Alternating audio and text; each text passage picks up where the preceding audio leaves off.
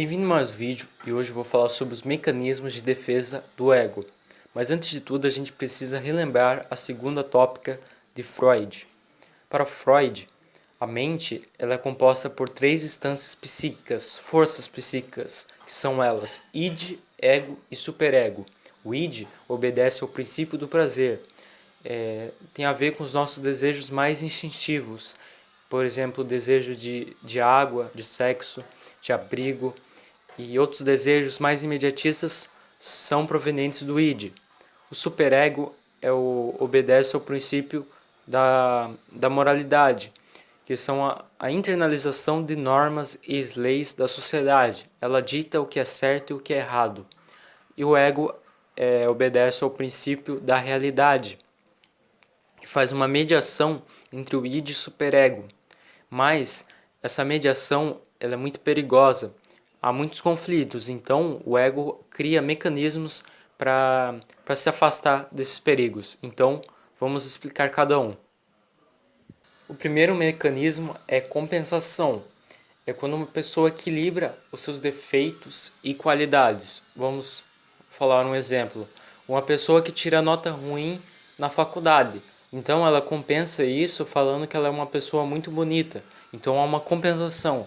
Você tira uma nota ruim, mas você se lembra que é uma pessoa bonita, por exemplo. Segundo, deslocamento, onde existe uma mudança na representação de um objeto. Vamos supor que você briga com seu chefe. Você não pode xingá-lo ou brigar com ele, porque você pode ter risco de perder o seu emprego. Então, ao chegar em casa, você começa a socar a parede, você começa a jogar copo no chão. Então, existe uma mudança ali, um deslocamento do objeto. Temos também expiação. Quando você comete um erro, você começa a se sacrificar em outros aspectos para compensar isso. A gente vê isso muito em religiosos, onde eles pagam seus pecados andando muitos quilômetros ou oram bastante. É uma forma de expiação.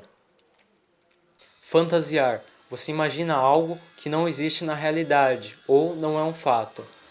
Vamos supor que você imagina a fantasia que você está namorando com uma pessoa, mas você sabe que isso não vai ser real, é impossível. Então você imagina isso, você fantasia. Formação reativa. Você concorda com um pensamento contrário ao que você realmente acredita. Uma pessoa que é homofóbica, que não sente conexão com gays, na realidade ele também é gay, mas ele não concorda com essa ideia, ele abraça uma ideia contrária. Identificação, uma criança que imita as características do seu pai ou atitudes, mas a gente vê isso em vários estágios da vida, onde você tenta imitar um ídolo seu durante a adolescência, por exemplo.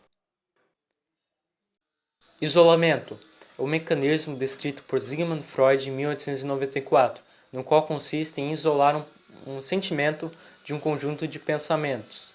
Por exemplo, um ladrão que rouba uma casa e não sente o sentimento de culpa, ou um neto que fala naturalmente da morte do seu avô, não expressando nenhum sentimento de perda ou tristeza.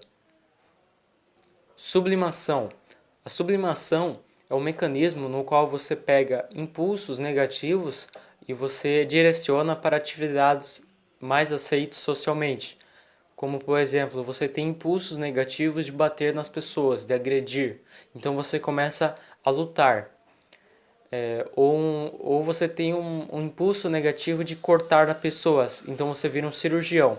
Então é uma forma de canalizar sentimentos, né? Um impulso negativo para uma coisa aceitável socialmente.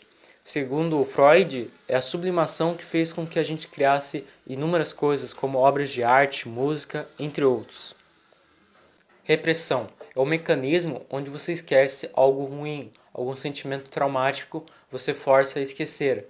Ou você marca um encontro com uma pessoa e você deseja esquecer que você marcou. Então é um esquecimento consciente, mas ainda assim é uma repressão. Regressão é quando em determinados momentos de tensão você volta a um estado anterior, um estado infantil, onde seus medos e angústias aparecem, como por exemplo numa briga entre casais, um deles começa a ter comportamentos infantis e imaturos. É um exemplo de regressão. Negação é um mecanismo muito comum, onde você nega a realidade.